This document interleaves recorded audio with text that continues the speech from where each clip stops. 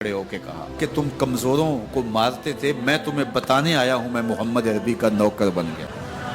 बल्कि आपने ऐलान किया जिसने अपनी बीवी को बेवा और बच्चों को यतीम करवाना हो और अपने माँ बाप की कमर को झुकाना हो। जुनैरा नामी एक खातून थी, बहुत कमजोर। रावी कहता है कि उसकी हड्डियों में गोदा नहीं था, इश्क रसूल था।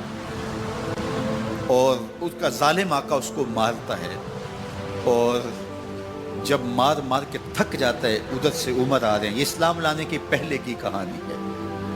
उधर से उमर आ रहे हैं तो उसने कहा, उमर तुम जवान आदमी हो तो ये छोड़ती नहीं है अपने नबी का नाम, ज़रा तुम आओ। उमर कोड़ा पकड़ लेते हैं, उसे मारते मारते थक जाते हैं तो पानी पीने लगते हैं। तो कहते हैं मुझे तेरे पे तरस नहीं आया, लेकिन मैं ज़रा पानी पीने लगा हूँ। और फिर गले के अंदर डाल करके कोड़ा और उसकी रस्सी को बल देते और उसकी आंखें बाहर निकल आती और कहते हैं बुला अपने नबी को जो तेरी आंखों की बेनाई वापस करे। अल्लाह अकबर। तो उसने आसमान की तरफ मुंह करके कहा, मालिक मैं कभी भी आंखों की बेनाई ना मांगती, लेकिन अब तेरे नबी की इज्जत का सवाल है। आंखों की बेनाई वापस हो जाती है। जुनैरा को बड़ा मारा। आज उमर गलियों में आंखों में आंसू हैं और अजीब दिले बेताब है और कहते हैं आओ भाई मैं हुजूर का गुलाम बन गया हूं, तुम्हें बताने आया हूं। जुनैरा ने मोड़ काटा तो आगे उमर ये आवाज दे रहे थे। जुनैरा एक कोने पे खड़े होकर रो के कहती है, उमर तुम तो बड़े उस दिन जोशो गजब में थे और तुम मारते हुए थकते नहीं थे।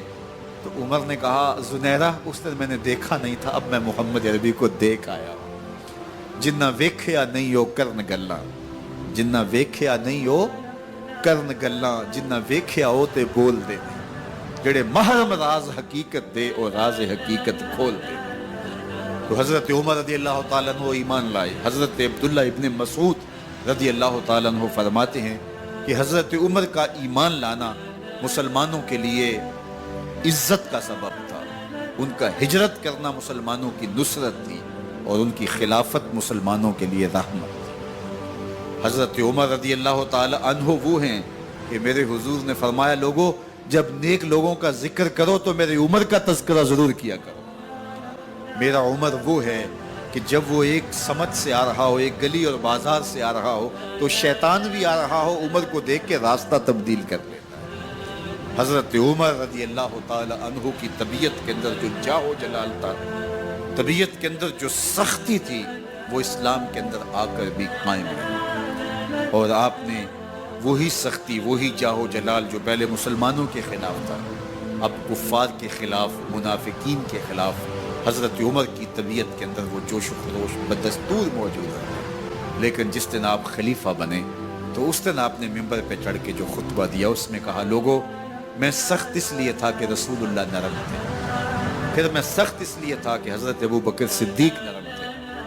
अब मैं तख्त खिलाफत पे बैठा हूँ, अब मेरी सख्ती जो है वो नरमी में तब्दील हो गई। सिर्फ फासिकों, फाजिरों और बागियों के लिए मैं सख्त हूँ, बाकी तुम्हारे लिए नरम है। सबसे कम जो तनख्वाह बैतुल माल से अगर किसी वजूद ने ली है तो वो हजरत उमर रज़ी अल्लाह तआला अन्हु सिर्फ 2 जोड़े लेते थे साल में।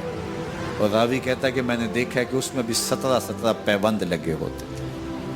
हजरत उमर रज़ी अल्लाह तआला अन्हु का तर्ज़ ज़िंदगी, आपका अंदाज़ मुआशरत और आपका अंदाज़ खिलाफत, हर लम्हा आपकी ज़िंदगी का उठा के देखिए, कितनी मर्तबा कुरान हज़रत उमर की राय के मुताबिक नाज़िल हुआ। अल्लाह ताला जल्ला शानहू ने उनको साहिबे इल्हाम बनाया था। हर उम्मत में कोई साहिबे इल्हाम होता है, हुजूर की उम्मत का साहिबे इल्हाम हज़रत उमर रज़ी अल्लाह तआला। और आका करीम ने उन्हें अपना वज़ीर करार दिया। फरमाया मेरे 2 वज़ीर आसमानों में हैं, 2 वज़ीर ज़मीनों में हैं। आसमानों के वज़ीर जिब्राइल और मिकाईल हैं और ज़मीन के वज़ीर अबू बकर और उमर रज़ी अल्लाह तआला अन्हुमा। एक दिन हज़रत उमर बैठ के रो रहे थे, तो किसी ने कहा हज़रत रो क्यों रहे हैं? फरमाया कि मैं इसलिए रो रहा हूँ कि फलां पुल से बकरियां गुजरी हैं, तो पुल के अंदर शिकस्तगी थी, टूटा हुआ था पुल दरमियान में, उसमें एक बकरी की टांग टूट गई है। تو میں ڈرتا ہوں کہ میرا رب یہ نہ پوچھے کہ عمر تو نے پل صحیح تعمیر نہیں کروائے تھے کہ ایک بکری کی ٹانگ کیوں ٹوٹی ہے۔ یہ ہیں حضرت عمر رضی اللہ تعالی عنہ۔ اللہ اکبر۔ تو اللہ تعالیٰ جل شانہ نے حضرت سیدنا عمر بن خطاب رضی اللہ تعالیٰ عنہ سے جو کام لیا، مختصر دور خلافت کے اندر 10 سال 6 ماہ 4 دن آپ نے خلافت فرمائی ہے، لیکن کہاں سے چلے اور یہاں مکران تک، بلوچستان کا حصہ ہے، یہاں تک آپ کے سلطنت کی حدود وسیع، ادھر آرمینیا تک جا پہنچے، حمص فتح کیا، قادسیہ، یرموک۔ آپ ذرا دیکھیے کہ کہاں تک آپ کی فوجوں کے گھوڑے دوڑتے رہے، اور اللہ تعالیٰ جل شانہ نے ان کو جو توانائی، عدل و انصاف کی قوت عطا فرمائی۔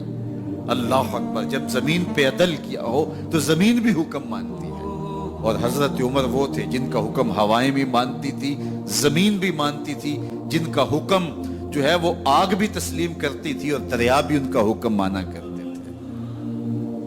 مصر کے اندر یہ رسمیں بد جاری تھی کہ سال کے بعد ایک دوشیزہ کو زیورات پہنا کے اچھے لباس میں ملبوس کر کے دریا کی بھیڑ چڑھایا جاتا، اس کی قربانی دی جاتی، اس کا خون بہتا تو دریا چلتا۔ جب مسلمانوں نے مصر فتح کیا تو گورنر نے لکھا کہ اسلام تو اس طرح کی رسوم کی اجازت نہیں دیتا، لیکن خشک سالی ہے، لوگوں کی فصلیں ویران پڑی ہے، تو حضرت کیا کیا جائے؟ تو حضرت عمر رضی اللہ تعالیٰ عنہ کاغذ کے ٹکڑے پہ لکھتے ہیں بسم اللہ الرحمن الرحیم۔ مصر کے نیل کی جانب عمر کا خط لکھتے ہیں، اے نیل اگر تو اللہ کے حکم سے چلا کرتا ہے تو چل، ورنہ ہمیں تیرے چلنے کی کوئی حاجت نہیں۔ اور قاصد کو کہا یہ خط لے جاؤ اور جا کے دریائے نیل میں پھینک دو۔ قاصد جا کے خط دریائے نیل میں پھینک دیتا ہے، پانی آتا ہے، ایسا دریائے نیل چلا 14 صدیاں ہوئی ہیں آج تک کبھی بند ہی نہیں ہوا۔ دریا حکم مانتے، آگ نکلتی ہے۔ لوگ حضرت عمر رضی اللہ تعالی عنہ کے پاس آئے، حضرت لاوا پھوٹا ہے، آگ نکل رہی ہے اور مدینے کی طرف بڑھ رہی ہے، اب کیا کیا جائے؟ فائر بریگیڈ تو زمانے میں تھی نہیں۔ عمر نے اپنی قمیض اتاری، جس قمیض پہ 17 پیوند لگے ہوئے تھے چمڑے کے، کہا یہ قمیض لے جاؤ، جدھر آگ بڑھ رہی ہے آگے ڈھالنا، آگ پیچھے بھاگ جائے گی۔ زلزلہ آتا ہے تو زمین پہ دھرا مارتے ہیں، زمین رک جا، کیا عمر نے تیری چھاتی پہ عدل نہیں کیا ہے؟ تو یہ عمر ہیں رضی اللہ تعالی عنہ کہ جن کے انصاف کی وجہ سے، جن کے عدل کی وجہ سے اللہ تعالیٰ کی رحمات اور اس کی برکات کا نزول ہوتا تھا، اور اللہ تعالیٰ نے مسلمانوں کو وہ آبرو مند حکومت دی۔ کائنات کی تاریخ کے اندر ایسی حکومت آپ نے نہیں دیکھی ہوگی جو حضرت عمر نے حکومت کی ہے۔ اللہ اکبر۔ فرمایا فرات کے کنارے پہ ایک کتا بھی پیاسا مر گیا تو اس کا حساب بھی عمر سے ہوگا۔ باہر سے سفیر آتا ہے اور آ کے پوچھتا ہے کہ میں امیر المومنین کے، مسلمانوں کے حکمران کے محل میں جانا ہے، تو مسکرا کے کہتے ہیں ہمارے امیر کا تو کوئی محل نہیں ہے۔ کہا کہاں ہے تمہارا امیر؟ کہا مسجد نبوی میں ہوگا یا بیت المال کی اونٹوں کی دیکھ بھال میں لگا ہوگا۔ وہ جب گئے تو مسجد میں نہیں ہے، اللہ اکبر، وہاں گئے تو وہاں بھی نہیں ہے۔ پھر کیا دیکھتے ہیں کہ عمر رضی اللہ تعالی عنہ جنت البقیع کے پاس ایک درخت کے نیچے اینٹ کا سرانہ رکھ کے سوئے ہوئے، تو اس نے کہا عمر تو نے عدل کیا ہے، تجھے کچی اینٹ پہ بھی نیند آ گئی۔ ہمارے حکمرانوں نے انصاف نہیں کیا اور وہ بند اور محفوظ کمروں کے اندر بھی سکون اور چین کی نہیں سو سکتے۔ حضرت سیدنا عمر رضی اللہ تعالیٰ عنہ نے اس طرح ان امور سلطنت نبھائے۔ آپ دن کو لوگوں کی دیکھ بھالی کرتے، لوگوں کی ضروریات سنتے سمجھتے، اور جب رات پڑتی لوگ سو جاتے، عمر مدینے کی گلیوں میں پہرا دیتے۔ کائنات نے کوئی ایسا بھی حکمران دیکھا ہوگا؟ اللہ اکبر۔ وہ مجاہد جو مختلف محاذات پہ گئے ہوئے ہوتے، ان کے گھروں کی دیکھ بھالی کرتے، ان کی ضروریات کا خیال رکھتے، ان کی آبرو کا پہرا دیتے۔ راتوں کی تنہائیوں کے اندر حضرت عمر اٹھتے اور جا کے گشت کرتے، چکر لگاتے، دیکھتے کوئی آنکھ پر نم نہ ہو، مفلسی کا کسی گھر میں ماتم نہ ہو۔